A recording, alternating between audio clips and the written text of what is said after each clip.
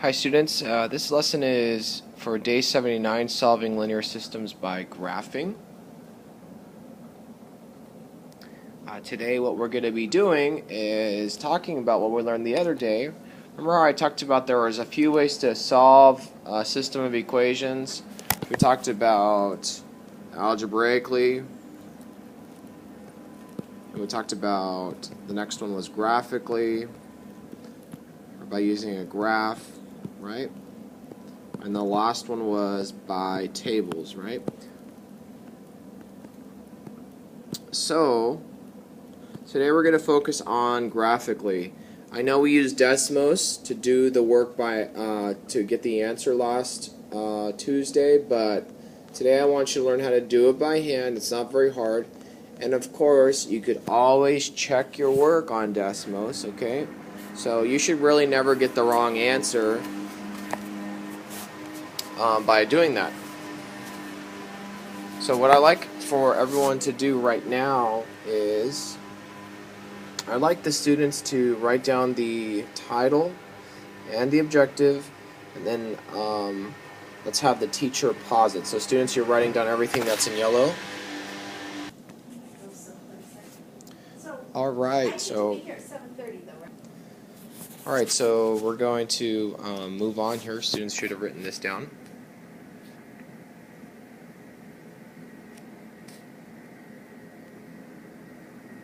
Alright, so just as a quick review, we know how to graph lines, but remember you want your lines to look like y equals mx plus b. You want the equation to look like that. So notice how all my y's are together, and then I have an equal sign that's second, and then I have my slope is there, and then my x is there, and then I have a y-intercept. So everything lines up, so we know that our slope is going to be 2/3, and for this particular one, our y-intercept is at 1.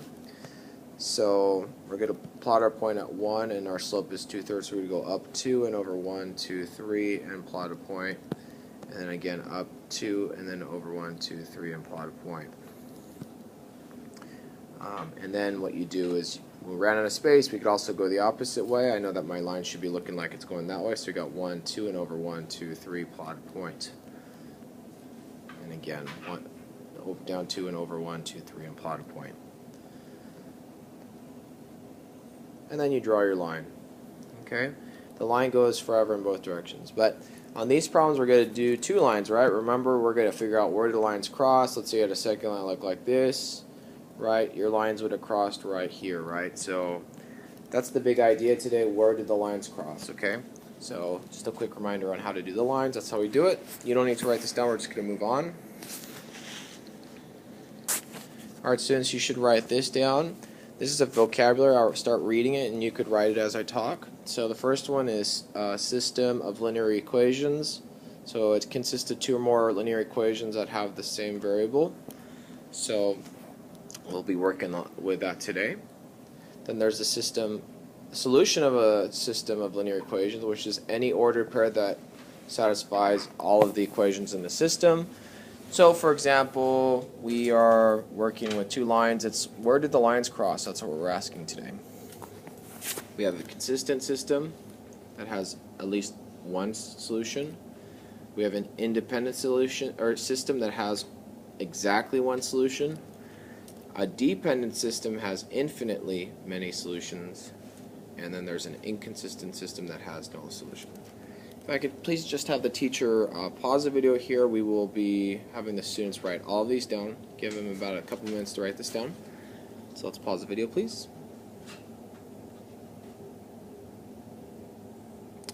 Alright, so moving on here. Alright, so numbers 1 and 2. I'll show you how to do a couple of these so you get an idea of what's going on. So on number 1, we have y equals to 7x minus 3, and then we have y equals x plus 3. So what we need to do here is identify the y-intercept, which on this one is -3, and we can see that right there. And then we have a slope of 7 here. It's already in order, so we're just going to go up 1, 2, 3, 4, 5, 6, 7, and then over 1 we should have a point right up here. right? Because this is like saying 7 over 1, right?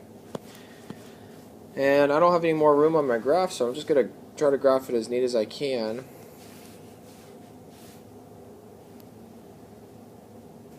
Kind of hard, right? So it's good to use a straight edge like your ID card. Alright, so that's the first line. That's pretty good, right? Second line, we have y equals to x plus 3. This is in slope-intercept form. I know my slope here is a 1. So we're going to go to my y-intercept of 3.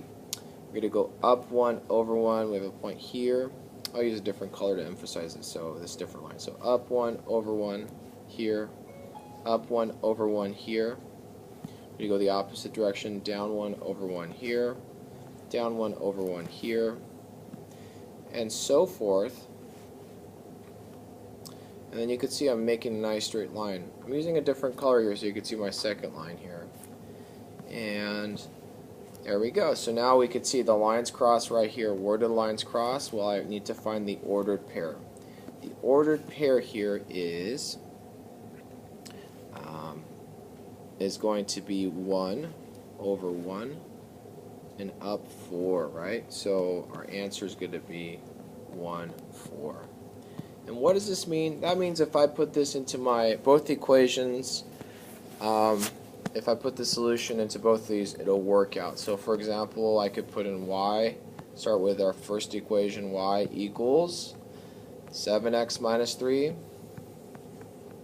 And instead of y, I'm going to put in 4 is equal to 7x, which is 7 times 1 minus 3. I know 7 times 1 is 7. 7 minus 3 is 4, right? And I'm asking myself, is 4 equal to 4? Does this make sense?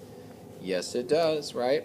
And then I'm going to put my second equation, bring it down here, y equals to 1x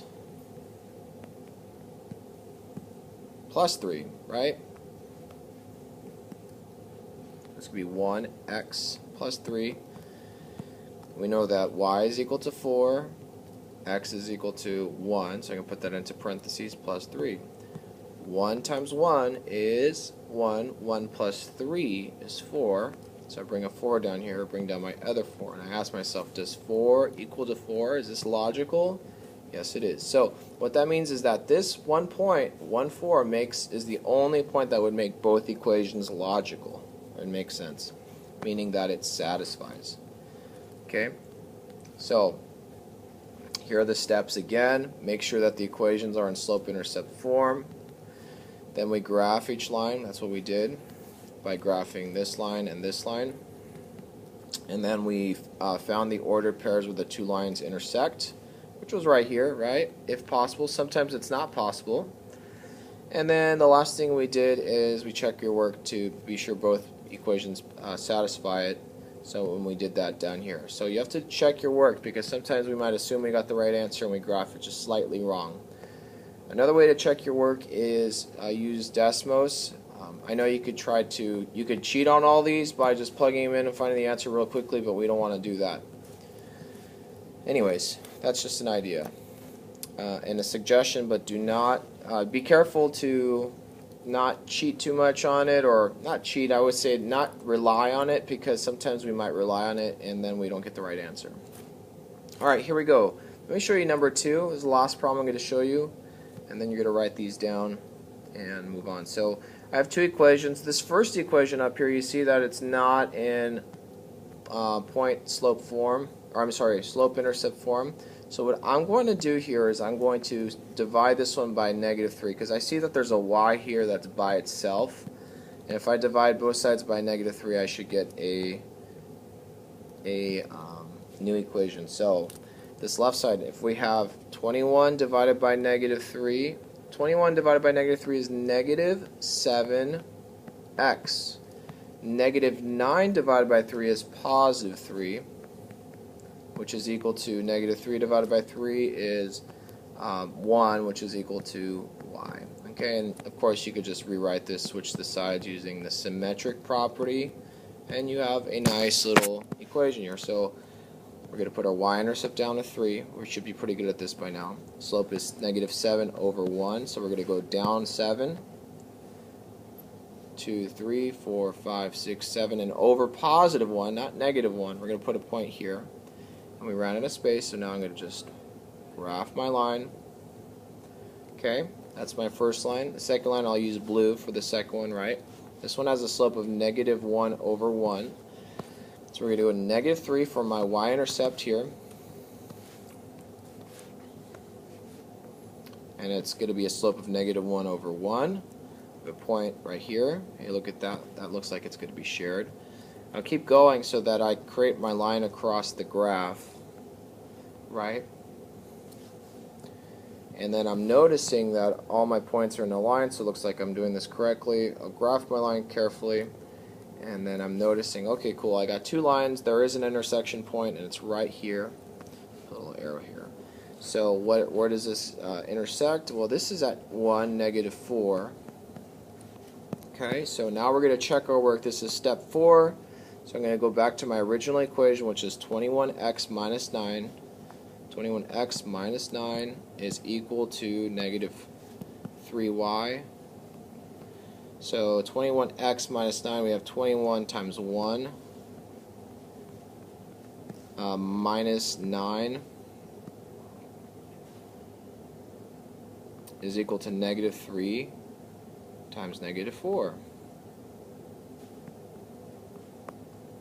Right? And I work this out. 21 times 9 is 21. 21 times 1 is 21. 21 minus 9 is going to be 12. Okay, that's the left side. This right side, negative 3 times negative 4 is positive 12. And I'm asking myself, does this make logical sense? Is 12 equal to 12? Yes, it does. So we know that works. We do this again for the second equation, which is y equals to negative x minus 3. I'll use a different color. And then we have, well, that's kind of dark. I'll use a different color. I'll use red. So instead of y, we're going to put in negative 4 is equal to negative x, which we have negative, and our x here is 1 minus 3. So we got negative 4 is equal to negative 1 minus 3, which is negative 4. So is negative 4 equal to negative 4? Yes, it is. Okay? So that's the big idea for today. Of course, I could go to Desmos and plug these in. You could actually just take the original equations and put it in, or draw the lines. So I'm not going to show you that here, but I want you to explore. Again, you can check your work there and work it out, okay? So let's have students talk about this. So, and then students will write about it. So when the teacher pauses the video, this is what I want students to do. You're going to spend time talking about it. Let's have threes talk today. Threes are going to talk about number 1 first, and then when they're done, fours are going to talk about number 2, explain all the problems. And then students, I need you to write both of these down in your notes so you take practice in doing this. Just draw a rough graph and go through the steps, and then also make sure you write down the steps. So it should take about, this next section should take about 5 minutes for us to write all this down. And then when the teacher's done, they could replay the video. So let's pause the video here, please.